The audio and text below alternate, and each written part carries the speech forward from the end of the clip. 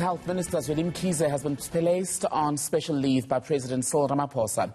This as the SIU investigation into multi-million rand, the awarding rather of an irregular contract by the department to the company Digital Vibes, owned by people with alleged links to the minister, has now come to the fore. We know it came first to the fore through an investigation by the Daily Mavericks investigative unit, that is Scorpio. Let's get your reaction to the breaking news then. Bring in ACDP leader Reverend Kenneth Meshoe, who's joining us.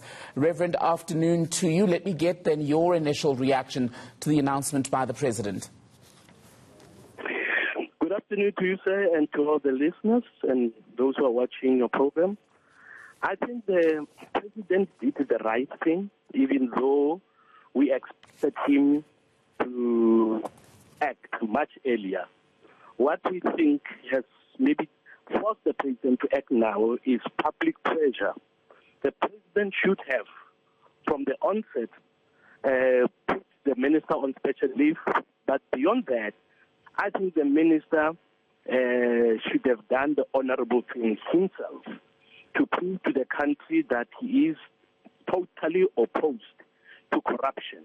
The fact that it happened in his department, under his nose, but particularly that it involves a company that he has relations with, it definitely has put a very bad dent on his credibility and his credibility and his conduct.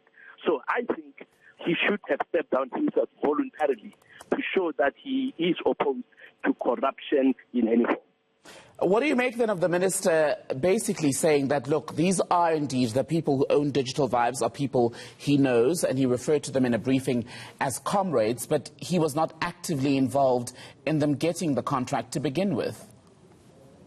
You see, the fact that people pointed fingers at him, that on its own should have said the fact that they are my comrades, they are my friends, and because I am suspected to be involved, then I voluntarily step down and allow investigations to take place. And if I'm exonerated, it will be good for me. But the fact that he is associated with them, the right thing for him to have done would have been to step down. And your take on the timing? The President has been criticized for taking too long in making this decision. Do you think it'll cost him? Well, as I said also in the beginning, I think he should have acted much earlier, but I think he is known to always take his time before making decisions, and this obviously is not a good quality in this person, that he always drags his feet and he waits for public pressure before he makes a decision. Well, some people say better late than never, but definitely he should have acted much earlier. There will be people who will still hold that against him, that he waited for public pressure. And I'm still convinced that it is because of the calls for the minister to step down that have been increasing. So he could not ignore them. He had to take this step. And do you think this issue with Digital Vibes, whether the minister is eventually found to be guilty of anything at this point, which hasn't yet happened, do you think it has put a permanent stain on government's work during the course of the coronavirus pandemic? Definitely that stain will stay for as long as it will be possible in the eyes of the public, because we know the corruption that has happened in the Department of Health, particularly since coronavirus became an issue that government said they are going to fight. It's just too much. I mean, the millions of rands that have been wasted is just too much. The stain, I believe, is going to stay with them for too long, because it looks like there will be a number of people in this department who are going to be pointed out also sometime in future, because they have tried to hide, and when it was no more possible to hide, then issues have come out. So the department is definitely going to have a stain that will be long-lasting. Let's leave it there. Reverend Kenneth Meshoe, leader of the ACDP. We're going to get you more reaction shortly and speak to political analyst Oscar van Heerden. I'm not sure if we have him up yet, guys. Do we have him? All right, we've got you, Oscar. A very good afternoon. Thank you so much for your time. So the President has made this decision. The opposition party is saying, well, the timing is rather late, but welcome nonetheless. Do you agree? Well, I think that people are saying that we could have acted quicker on this. It's been a while now that the allegations has been swirling in the public domain, on social media and so on. But I do think that once the minister indicated and requested the special leave, the president acted immediately. And I think for that we have to give him some kudos. And on the day that all of this comes out, I mean, there was news in the last, 48 hours from Sunday, in fact, reports that Zweli Mkhize had met with some allies of his in Heerden, where he said this was all apparently part of a ploy to destabilize or derail his political ambitions ahead of an ANC conference to be held next year. He's now said that's not true.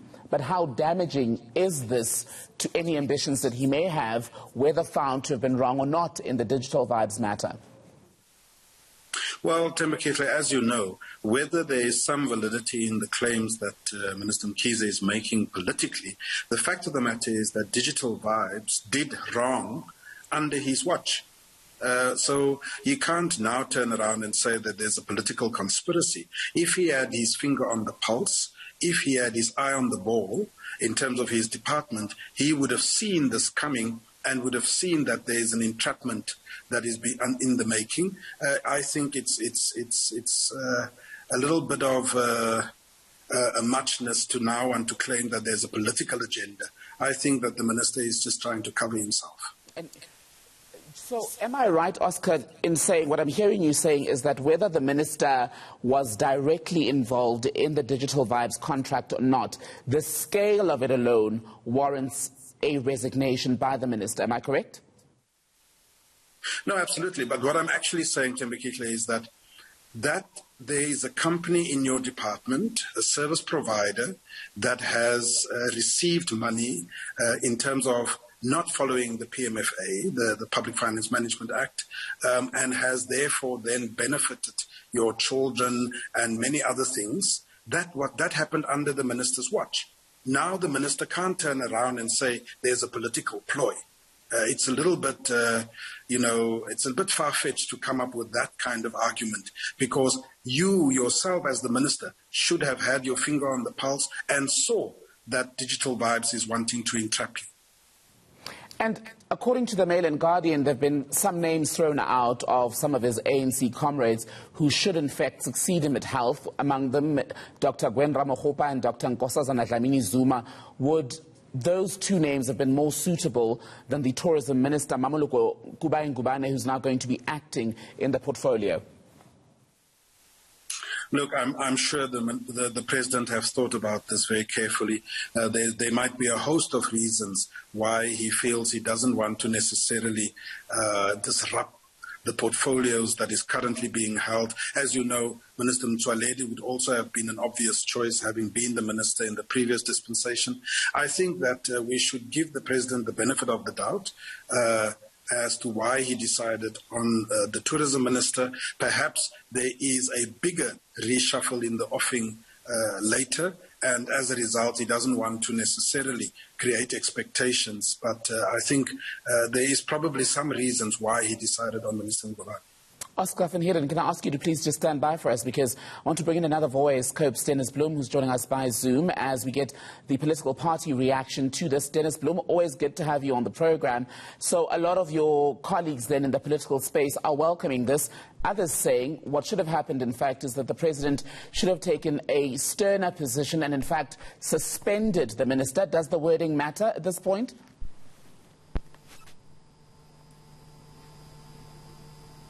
Dennis Bloem, can you hear me? I can't hear you. It's breaking up. But can you see me on the screen? I can see you, sir. Let me repeat the question. Does it matter that the news today is of the minister being placed on special leave rather than suspension, or is it all just semantics at this point?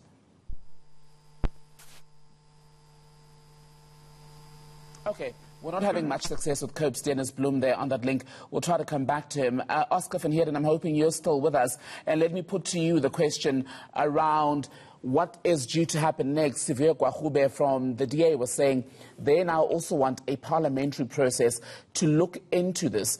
Based on the conduct of members of the Health Portfolio Committee last week, who very much took, to a degree, a partisan position in addressing the issues from the presentation by the Health Director General, how much confidence is there that Parliament, MPs, can be trusted to deal with these allegations properly? Well, as you know, it's always interesting to see democracy at work when the executive arm, the judiciary and the legislature are all engaged in a particular issue. In this case, the health minister. I think that, you know, there is a fine line between a matter being sub judice. I understand that the portfolio committee has certain demands, that they want answers. You have to appreciate that it is a multi-party forum at the legislature in Parliament, and I think that that is possibly why Minister Mkhize indicated that he is going to go and present himself to the Integrity Commission of the ANC, because he feels there he would have a more confidential environment instead of everything going out when a matter is sub judice. There is a merit to that argument perhaps, but I do think in terms of transparency, the minister should have presented himself to the portfolio committee and took them into confidence. Oscar van Heerden, thank you so much for speaking to us. We're going to take you now to comments earlier made by Health Minister Zweli Mhkize. He's been speaking to the media in the Northern Cape. That was before news of him being placed on this suspension, I beg your pardon, not suspension, special leave. I want to bring up those comments, and then after playing you that clip, we can speak to IFP leader Velenkosi Hlabisa. Let's listen to that bite, please. But we have not discussed the issue of resignation. We have discussed with the President the issue of a special leave pending the report of the SIU.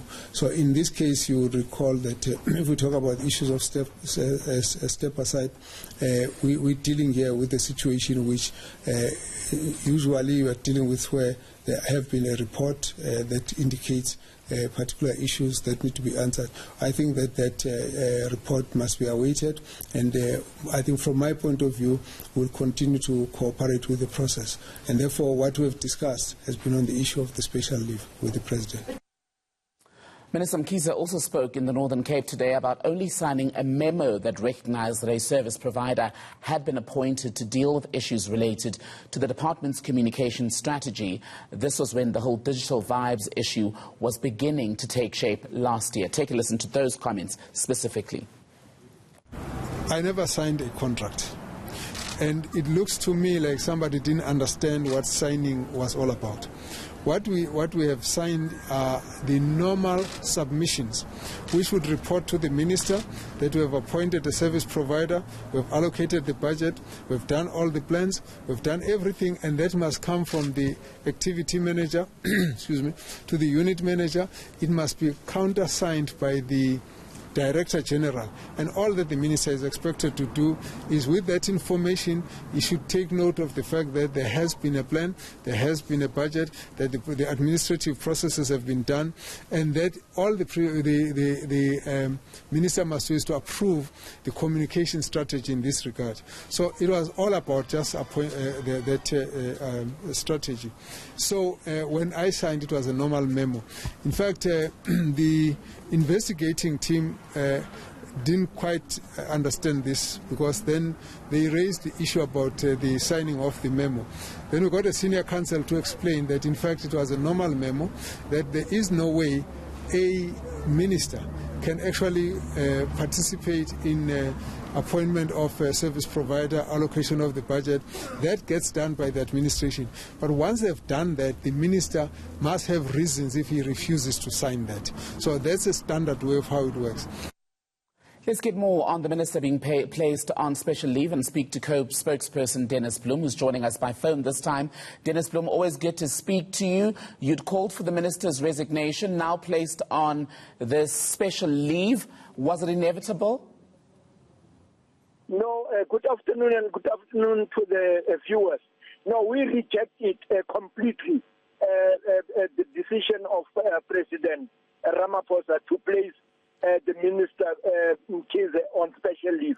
This is a very serious allegation against Minister Mkhize. How can a person be placed on special leave? You see, this thing of special leave, the spokesperson of the president is still on special leave as we speak now. Now, we cannot accept that this thing must continue. We are saying that he must be fired from his job. It is not enough to place a person on special leave. Corruption will never stop in this country when we are doing this type of thing. So, on what grounds then would the minister be fired, as you're calling for, given that at this stage there's not a legal finding against him of wrongdoing in this case? We are saying that there's enough, the allegation that was brought up is enough for the president to act. You see, if there was not truth in this whole thing, the minister could have gone to court for defamation of character, yes. But he is not going to court with this allegation because he knows that there's truth in this whole thing. That's why he's asking for special leave from the president. If there was no truth in this whole thing, he could have gone to court and take the people that have made this allegation, take them head on. We are saying he must be fired and not been put on special leave. Well, he says he's done nothing wrong and is cooperating with an SIU investigation in the hopes that it'll prove just that. He must go and prove this thing that he's talking about. He must go and prove it in court. If there was no evidence against, if these people have made wrong allegations against him, he can go and sue them. But he will not sue them because he knows that these people are having evidence on this. These people have come up with documentary proof of what they were saying. So why is he saying he has done nothing wrong? There's documentary proof that these people have brought forward. Let me ask you this then, Dennis Bloem, while we wait for the SIU investigation report, would you as COPE accept any other outcome from that investigation except one that says that the minister was indeed involved in the awarding of this irregular contract, as has been confirmed by a health department forensic investigation, which, by the way, has not made findings against the minister? We are a law-abiding organization. If the law enforcement agencies are saying that no, there is nothing wrong that he has done, we will accept it. But if they are saying that he has done and there's proof, why must he sit there and still earn money, taxpayers' money? You see, this thing of special leave is eating up taxpayers' money. People have been placed on special leave for months and years. Why not taking action immediately and say you can do whatever you want? I'm taking this decision.